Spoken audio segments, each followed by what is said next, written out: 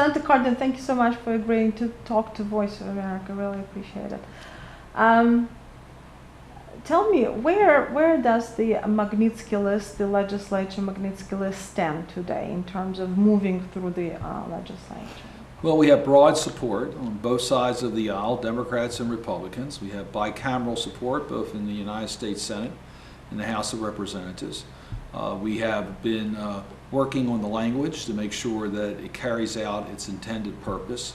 We also are receiving substantial interest around the world on similar legislation in other countries. So we are really trying to get the language the way that we think it will carry out its purpose. We think the best opportunity will be to consider it when we consider the permanent normal trade relations with Russia, which will be coming up soon. Mm-hmm. I know, and I've seen you speak before about this bill. I feel it very strongly that it's very important to you, not just as the American senator, but also as an American citizen. Why is this bill important to you? Well, I think this is important for the advancement of human rights. I think it's important for the people of Russia. I think it's important for the people of America. I think it's important for all who want to see people treated with respect. What happened to Mr. Magnitsky was a tragedy that I think everyone clearly understands. Here's a person who was trying to help his country, did what a responsible citizen should do, tell the appropriate authorities about corruption he discovered, only to find out as a result of that he would be imprisoned, he'd be tortured, and he'd be killed. And justice needs to be dealt with here, and it has not. So what we are attempting to do, and I expect we're going to get not only support here but around the world, is to say, look, first and foremost, for the respect of the people of your own country, you need to act on these types of gross human rights violations. If you don't, the international community is not going to condone that action and will use the powers that it has in its own country to prevent those from traveling or using their banking system.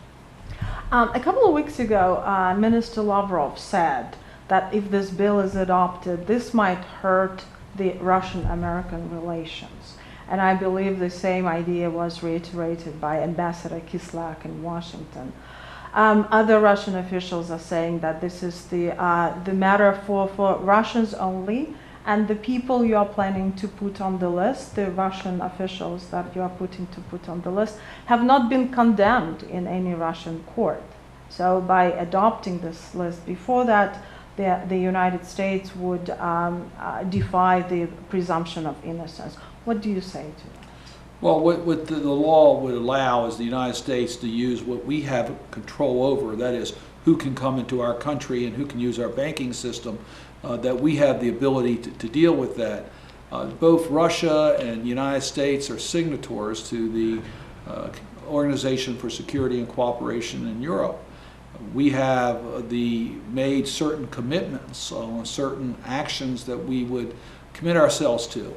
And as part of that process, we have the legitimate right to question conduct in any other member state. And so I think it is legitimate for us to be able to question whether what is being done is meeting these international standards. But quite frankly, each country has the control over its own domestic issues, which we are doing here in the United States, but we don't have the right to unilaterally say we can violate our international commitments and not be subject to international scrutiny. In terms of Russian-American relations, do you think this bill might affect the Russian-American relations? And if it is so, are you willing to risk that? Well, I hope it will improve the relationship. This bill is aimed at helping the people of Russia and people of other countries where there's been human rights violations. So I must tell you, I'm encouraged in my work by people in Russia who want their country to do better. I got a letter from a comment from a Russian who was here and said, look, you're doing this because you know Russia can do better. And the answer is yes. Russia is a very important country. I very much expect that the relationship between our two countries will and should grow stronger. We have a lot of common interests, and I hope that we can work together to make a safer world, and a world in which everyone can prosper. But friends tell friends when they're doing things that are wrong.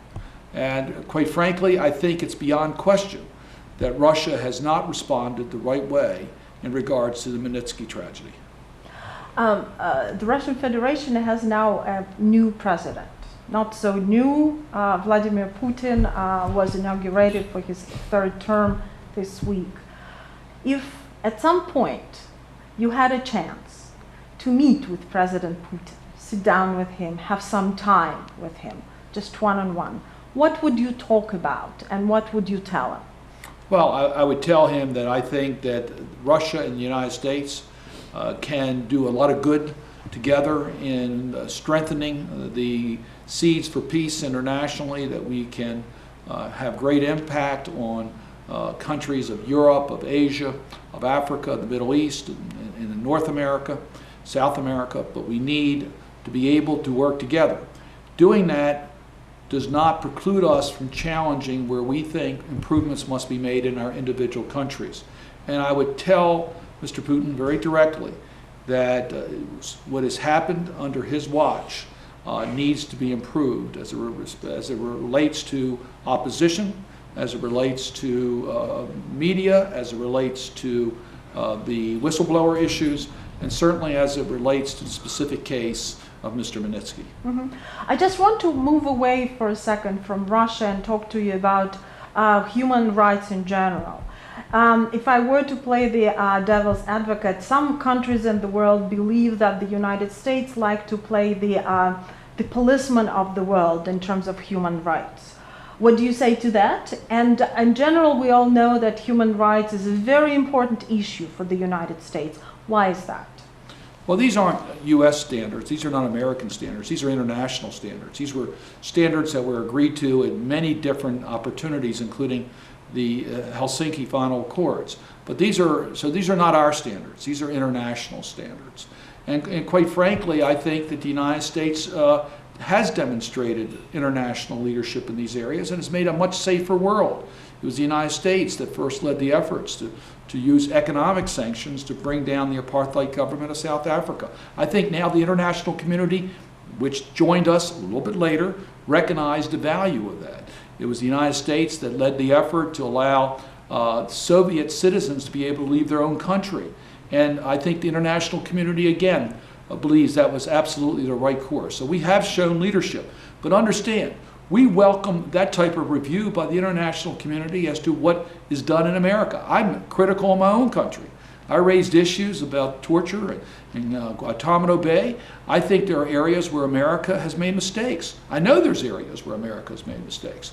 And we welcome the international review of what we have done. Ultimately, it's up to America to take care of its problems and Russia to take care of its problems, and we expect that that will be done. If it's not done, it's right to be subject to international scrutiny. Senator Cardin, besides human rights, what other international issues of international politics are close to your heart, and what issues you spend a lot of your working time on? Well, we work a lot, not just on human rights, we work on opening up economic opportunities. I chair the International Development Committee of the Senate Foreign Relations Committee. So I want to expand the international security issues by helping development, by helping countries not just during humanitarian problems, but also to help build stable economies in parts of the world of a developing economy. I've worked on what's known as the Transparency Initiative, so that the people of countries know where the wealth of their country is being used. So if mineral contracts are taken out, that there's more transparency, so the wealth can go to the people of the country. I've worked very hard on women's issues, because we've seen over and over again the way a nation treats its women will very much determine how well the country will do. Women are more likely to invest in clean water and in education and childcare and health, and that's where the future of countries will do best, when they take care of their children. So we work on trying to grow, I work on trying to grow sustainable economies. We think a sustainable economic climate, respecting human rights, will give us the best national security, the highest growth, and by the way, it will help the international community not only in a safer world, but developing markets for the goods that are produced internationally. I want to talk to you a little bit about the political campaign that's going on right now in the United States. What do you think about the Republican primaries? That's the first part of my question. And the second part of my question, do you think that during the Republican primaries, do you think that President Obama has been subjected to too much unfair criticism? Well, the American election system is kind of unique. It's longer than I think any other democratic country in the world. I think we start campaigns almost when the last campaign ended. It's been a very competitive primary on the Republican side. Now it's very clear that Mr. Romney is going to be the Republican nominee. I think the only mystery left is who he will select as his vice presidential candidate. So we are now getting more engaged in the active part of the campaign, where we will have President Obama and Mr. Romney discussing the key issues of our time. That's how our democratic system works. We will have a pretty robust campaign. But when the campaign is over, when the election results are counted on November 6th, America will come together with its leader, whether it's President Obama or Mr. Romney, and we will work together to try to advance our interests not only in America but globally. But do you think that President Obama has been subjected to too much unfair criticism? No. No, I'm a Democrat and understand that the politics is a rough business, and you're going to get a lot of comments. A lot of things that have been said are not true, and unfair, but it's within the scope of a political campaign. We believe that I'd like to see a higher level of debate. I'd like to see us debate the issues rather than trying to deal with issues that really aren't relevant to a campaign. But quite frankly, that's part of a campaign process, and I think the American voters will be able to sort through this and select the person that they think can best lead our country. In terms of human rights and your fight for human rights within the United States, what violations have you been fighting? Well, as you know, our delegation, the Helsinki Commission, led the fight on trafficking in persons. We have now established an annual report of modern-day slavery. Well, part of that report is to evaluate what's happening in America. It's not just the countries where people are trafficked from, it's also the countries where the transport goes through, as well as the receiving countries. So we want to see all countries, including the United States, do a better job to end this modern form of slavery. I've already commented about the problems that we've had with detainees. I don't believe that America was sensitive to international opinion or standards as we went into this new type of security risks of the war against terror. I think we needed to develop more internationally recognized ways in which to handle people who are detained during this type of a conflict. I think America made a mistake by not seeking that type of international consensus. As a result, Guantanamo Bay became, I think, an iconic part of what we don't want to do in detaining people. Right now in the United States, we have two movements. On one hand, we have the Tea Party movement, and on the other hand, if we can say that, we have the Occupy Wall Street movement. They have very different philosophies, but they show that a lot of people in the United States are unhappy. They lack something. They are striving for something. What do you think that is, and what do you think is happening? Well, internationally as well as in America, we've gone through a very difficult economic period. People are upset. They've lost their homes, they've lost their jobs, they've lost their savings. So they're disappointed, and they're looking for change. We saw that in the European elections, where it was a pretty dramatic change. So I think in America, where we have only two parties, I know there's some really small parties, but basically our government is made up of the Democrats and the Republicans. I think people have been disappointed and say, is there a better way? So the Tea Party may represent that type of a void in our political system. I think at the end of the day, the constituencies will return to their traditional differences as represented by the Democrats and Republicans.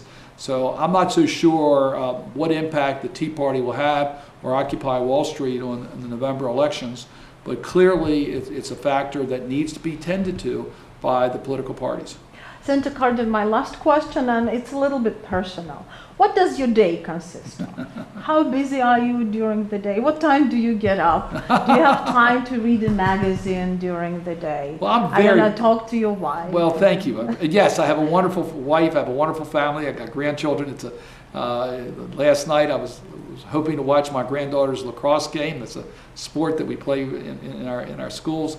Unfortunately, the weather didn't cooperate. So I have a life beyond being in the United States Senate. I'm very fortunate in that I live close to Washington. So I go home every night to where I live and do not have to spend time away from my family in Washington. So it gives me the luxury of being able to go home and only keep one household. As a result, I get up very early in the morning and I get home late at night. And when we're not in session or on weekends, I spend a lot of time in Maryland, the state that I represent. It's a great life, and I have a very understanding family. It's busy. There's a lot of issues. We've talked here about human rights and some of the international economic issues, but the people of Maryland know that I've worked very hard to protect our environment, worked very hard to deal with our healthcare system, worked very hard to deal with a lot of the tax and savings issues in our country. So there's a lot of matters that come across my desk every day. But I am very, very fortunate to be able to represent the people of Maryland in the United States Senate. It truly is a unique opportunity, and my philosophy has always been that I don't know how long I'm going to be here. The election process is always uncertain, but I want to use the opportunity that I have to help people. And that's why we're trying to make the type of changes on some of our laws so that we can really make a difference, a positive difference in the lives of people, not just in Maryland and America, but around the world. And Senator Cardin, thank you so much for talking to Voice of America. My pleasure. Thank you. Thank you.